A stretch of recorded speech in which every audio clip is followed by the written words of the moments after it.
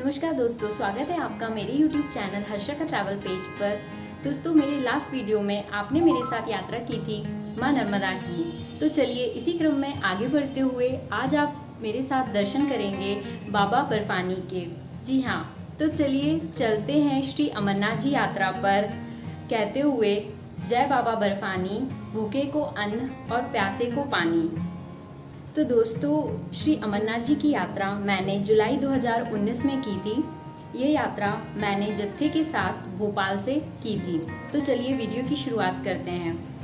Friends, इस video के 3 part हैं। फर्स्ट पार्ट में मैंने बताया है कि आप स्वयं अमरनाथ जी यात्रा के लिए रजिस्ट्रेशन कैसे करा सकते हैं। वीडियो के सेकंड पार्ट में बताया है कि आप किस मार्ग द्वारा यात्रा जाएं। यह यात्रा 2 मार्गों द्वारा की जाती है, तो वो डिसाइड करने के लिए मैंने यात्रा के बारे में थोड़ी सी इन्फॉर्मेशन दी है। और वीडियो के लास्ट पार्ट में आप मेरे साथ यात्रा करेंगे बालटाल मार्ग द्वारा श्री अमरनाथ जी की। तो चलिए शुरुआत करते हैं।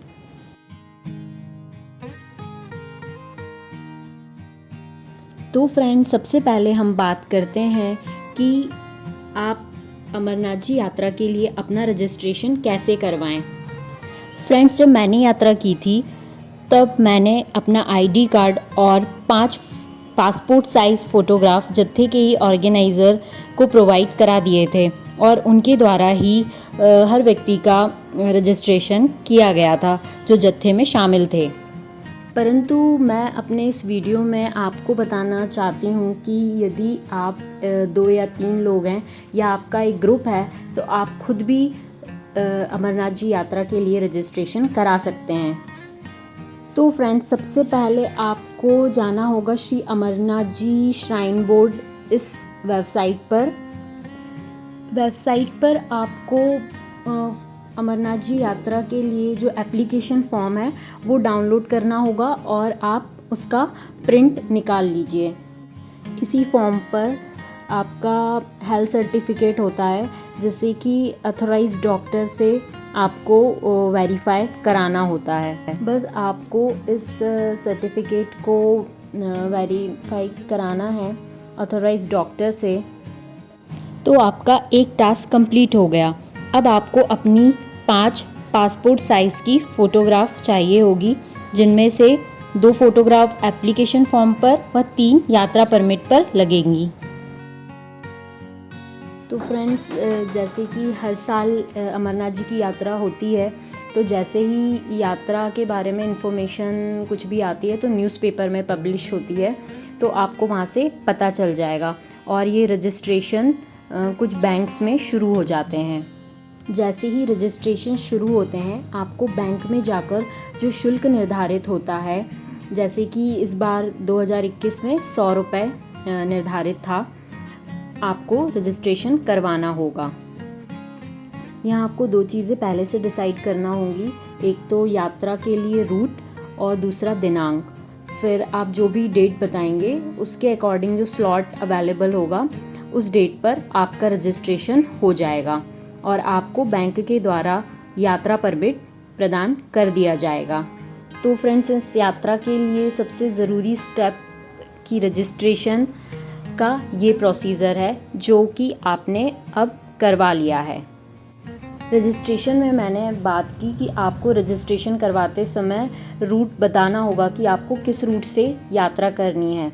तो दोस्तों, जैसे कि आपने सुना ही होगा, 2 रूट से यात्रा की जाती है। एक है बालटाल मार्ग द्वारा और दूसरा पहलगाम रूट द्वारा। तो फ्रेंड्स, यात्रा शुरू करने से पहले लगभग फरवरी माह में आपको ये डिसाइड कर लेना चाहिए कि आपको किस मार्ग से यात्रा करनी है, बालटाल द्वारा यात्रा करनी है या पहलगाम द्वारा यात्रा करनी है।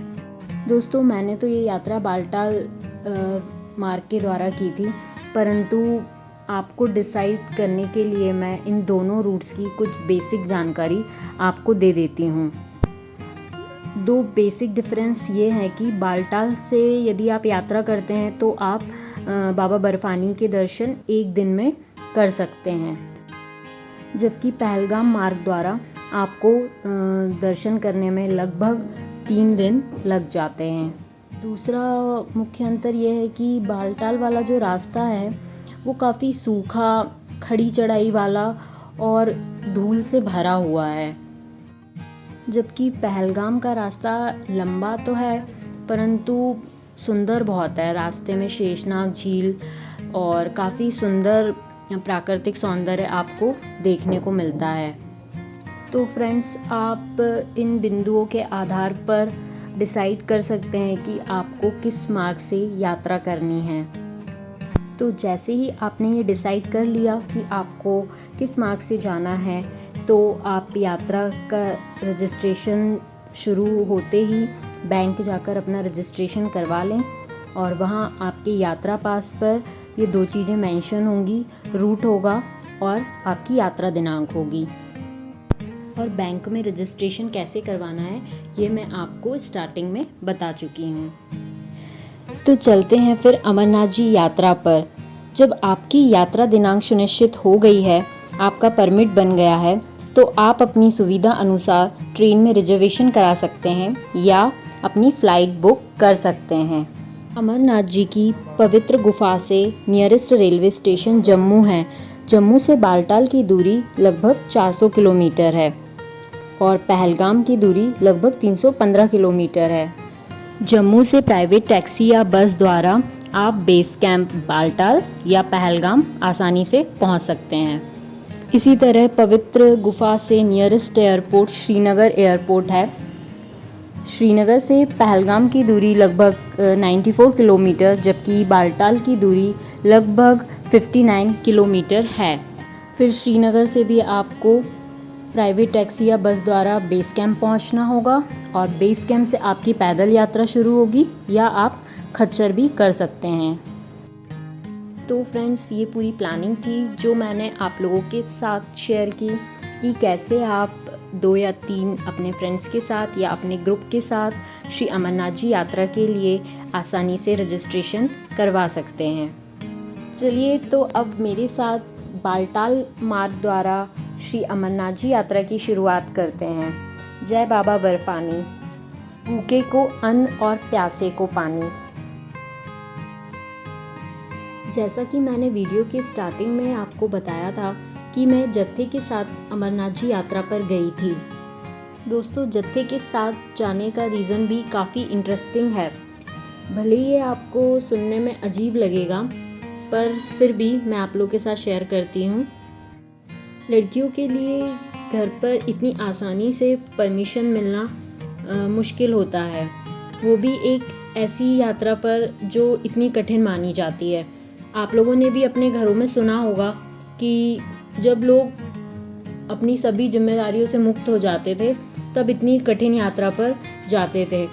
इसलिए मैंने जत्थे के साथ जाने का ऑप्शन चूज़ किया क्योंकि इस जत्थे में कई पहचान वाले लोग थे और हर उम्र के लोग साथ थे, जिससे कि घर पर मम्मी पापा की परमिशन आसानी से मुझे मिल जाए।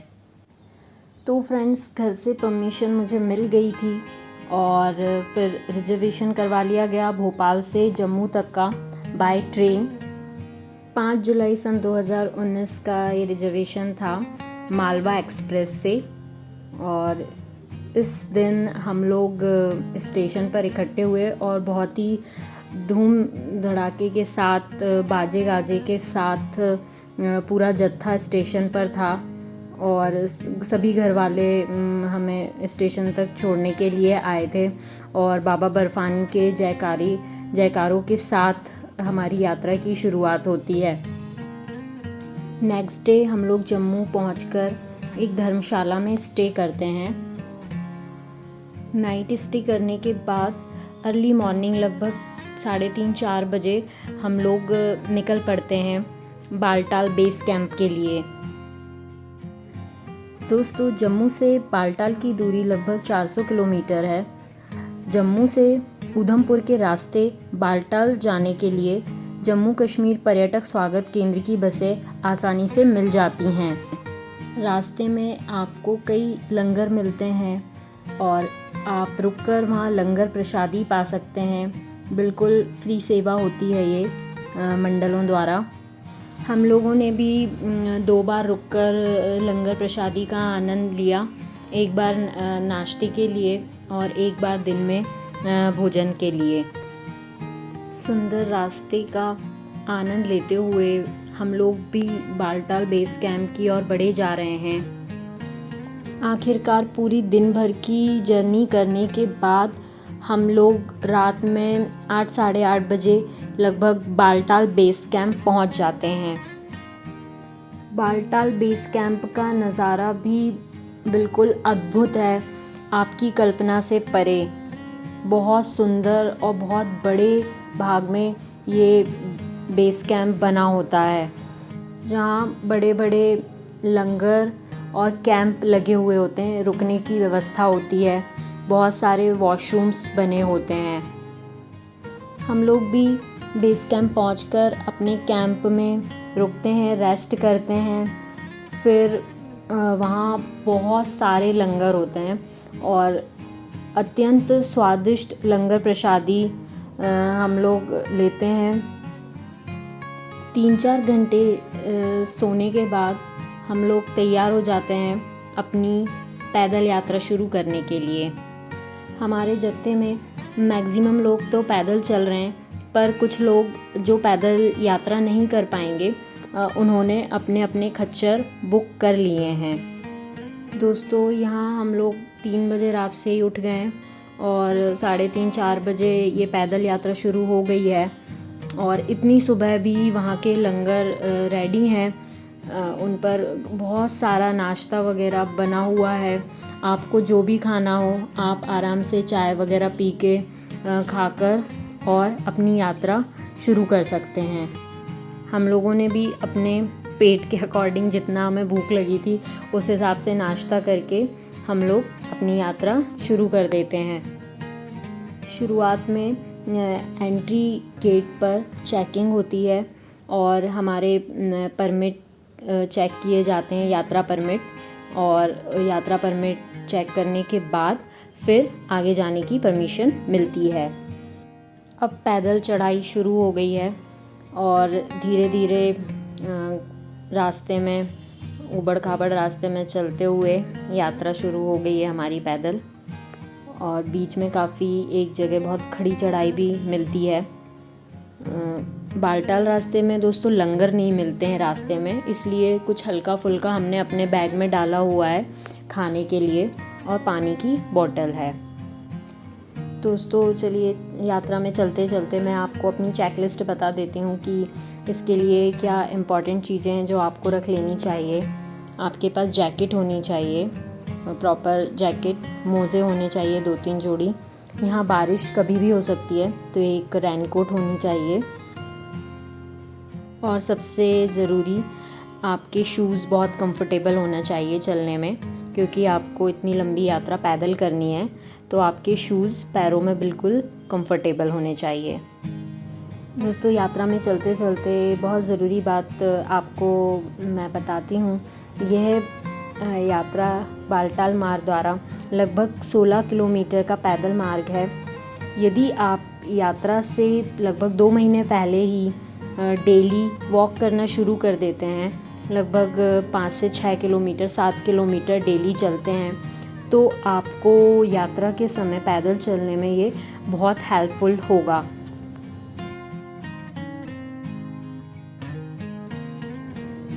अपनी पैदल यात्रा में चलते जा रहे हैं हम, और वहाँ से कुछ लोग जो लौट रहे हैं उनसे पूछ रहे हैं कि कितना और मार्ग बचा हुआ है, तो सभी लोग हमें बता रहे हैं कि बस 1 किलोमीटर और 1 किलोमीटर और, पर मार्ग ख़त्म होने का नाम ही नहीं ले रहा है। और जैसे जैसे चलते जा रहे हैं हमें लग रहा है कि हम कब पहुँच जाएं, परंतु रास्ता काफ़ी दुर्गम हो गया है इस जगह पर। हम लोग बीच बीच में काफ़ी रुक भी जा रहे हैं रेस्ट करने के लिए, क्योंकि कुछ टाइम पर ऐसा होता है कि आगे कदम बढ़ाना थोड़ा मुश्किल भी हो जा रहा है। फाइनली चलते चलते हम लोग बाबा बर्फानी की पवित्र गुफा के समीप पहुंच जाते हैं। वहाँ भी कई कैंप और प्रसाद की दुकानें लगी हुई हैं। उन्हीं में से हम एक प्रसाद की दुकान पर अपना बैग रख देते हैं। वहाँ ऐसा होता है कि आप जिस दुकान से प्रसाद लेते हैं वहाँ पर आप अपना बैग रख सकते हैं। तब हमें वहाँ बताया जाता है कि आधे या पौने घंटे बाद पवित्र गुफा में दर्शन नहीं होंगे, इसलिए हम फटाफट प्रसाद लेकर बाबा बर्फानी के दर्शन करने के लिए निकल पड़ते हैं। दोस्तों, मेरे साथ इस यात्रा में मेरी फ्रेंड हैं पूजा दी, जिनके साथ मैंने केदारनाथ जी की यात्रा की थी। हम दोनों निकल पड़ते हैं और जहाँ प्रसाद वगैरह की दुकानें होती है वहाँ से भी पवित्र गुफा का मार्ग लगभग 1.5 किलोमीटर दूर है, 1 से 1.5 किलोमीटर दूर है। और ये जो रूट है यहाँ पर बर्फ़ काफ़ी है, मोटी मोटी बर्फ़ जमी हुई है। हम लोग इतना लंबा रास्ता पैदल चलकर बहुत ज़्यादा थक चुके हैं और पता नहीं हम दोनों ही एक कदम भी आगे नहीं रख पा रहे थे उस समय। और हमें बाबा के दर्शन करना थे, तो हम लोगों ने वहाँ पालकी होती है तो तुरंत वहाँ हमने पालकी बुक की और पालकी के द्वारा उन्होंने हमें फटाफट गुफा के समीप पहुँचा दिया और हमने फाइनली बाबा बर्फानी के दर्शन किए। हर जगह की अपनी एक अलग फीलिंग होती है, तो जैसे ही हमने बाबा बर्फानी के दर्शन किए हम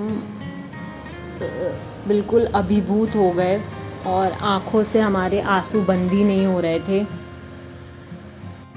वहाँ हम बहुत धन्यवाद करते हैं कि हमें इतनी कठिन यात्रा के बाद बाबा बर्फानी के दर्शन हुए। दर्शन करने के बाद फिर वापस हम अपने कैंप में आ जाते हैं। आधा 1 घंटा रेस्ट कर लेने के बाद फिर हमारे जत्थे की वापसी होती है और हम उसी सेम डे हम वापस लौट चलते हैं बालताल बेस कैंप की तरफ। और रात में लगभग 11 बजे तक हम बालताल बेस कैंप पहुंच जाते हैं। वापसी में हम लोगों की इतनी हिम्मत नहीं होती है कि हम लोग पैदल वापस लौटें, तो हम लोग खच्चर कर लेते हैं। यहाँ पर सिक्योरिटी बहुत होती है, कोई भी प्रॉब्लम नहीं होती। रास्ते में मेडिकल फैसिलिटीज़ भी प्रोवाइड होती हैं। तो दोस्तों, ये मेरे कुछ अनुभव थे श्री अमरनाथ जी यात्रा के दौरान, जो मैंने आप लोगों के साथ शेयर किए। हो सकता है कुछ चीज़ें इसमें मिस हुई हों,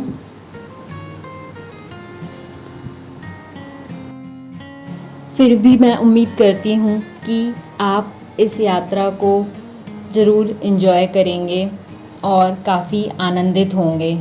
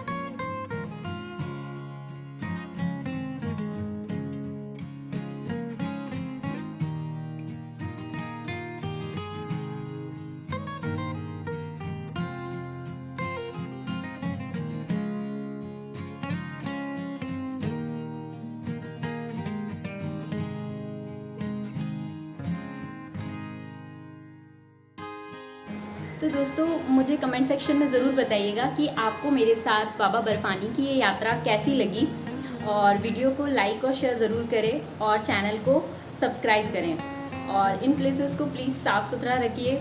मिलती हूँ आपसे अपनी किसी ऐसी ही यात्रा पर, तब तक के लिए नमस्कार।